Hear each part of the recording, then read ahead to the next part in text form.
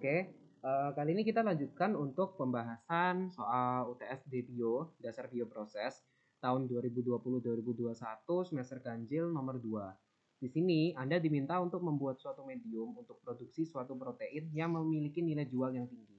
Ya, protein yang memiliki nilai jual tinggi. Apabila proses preparasinya itu menggunakan teknologi manipulasi DNA. Jadi kita disuruh menentukan medium yang tepat untuk pembuatan protein dan menjelaskan keuntungan kerugian. Mungkin di sini aku lebih nge-highlight ya. Kita disuruh membuat suatu medium pasti.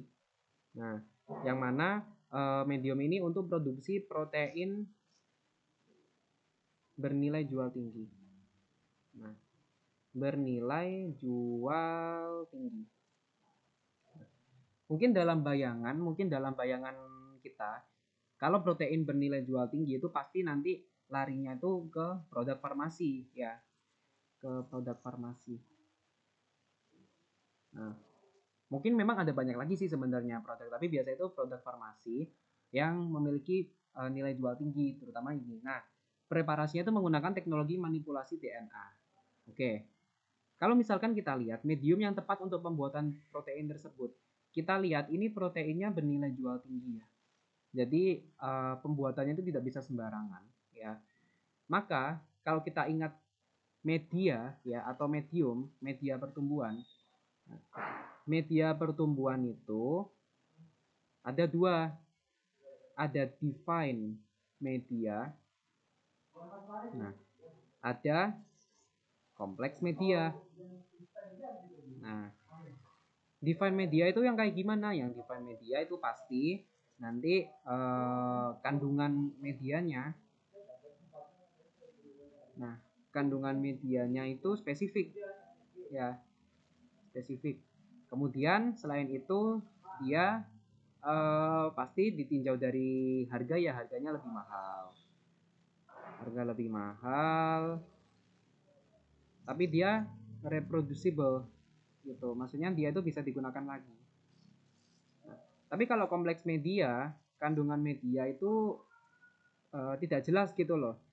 Kandungan media tidak jelas karena dia itu terdiri atas gabungan gitu ya, campuran berbagai macam komponen gitu. Kandungan media tidak jelas atau tidak spesifik. Yang pasti harga lebih murah. Nah, harga lebih murah. Terus pasti harga lebih murah ya, apa ya? Dia ya termasuk reproducible juga sih. Tapi mungkin diantaranya dua ini gitu, kompleks media. Nah, di sini kita ingin memproduksi protein bernilai jual tinggi ya.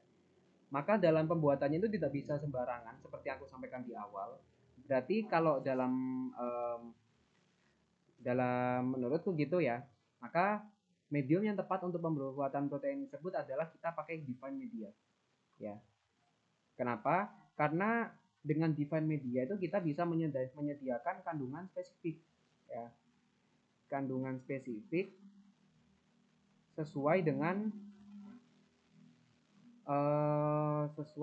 produk yang diinginkan gitu. Produk yang diinginkan. Nah, spesifik sesuai dengan produk yang diinginkan dan sesuai dengan bakterinya yang pasti ya, sesuai dengan bukan bakteri. Sesuai dengan ya pokoknya mikroorganismenya lah gitu. Define media. Nah, define media ini punya keuntungan.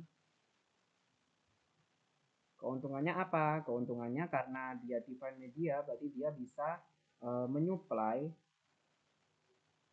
secara khusus ya atau secara spesifik gitu. Dia bisa menyuplai secara spesifik. Selain itu dia juga reproducible gitu. Reproducible. Cuma dia memiliki kelemahan atau kekurangan. Nah, yang namanya define media itu kan dia sudah diproses sehingga dia bisa memiliki media yang isinya itu komponen yang sudah spesifik. Nah, kelemahannya atau kekurangannya ya pasti harga mahal. Nah, untuk penjelasan tentang define media atau media lebih lanjut itu teman-teman bisa akses di ebook corner ya, PPT tentang enzim di dasar bioproses di bagian PDF PPT enzim. Nah itu teman-teman bisa akses lebih lanjut di situ. akan teman-teman dapatkan banyak tentang media spesifik dan kompleks media.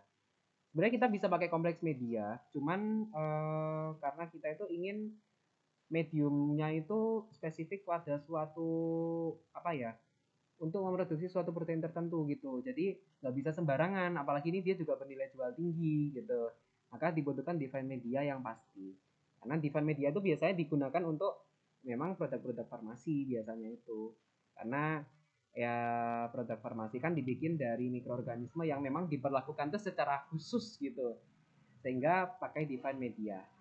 Jadi mungkin ini penjelasan tentang UTS 2021 ganjil nomor 2.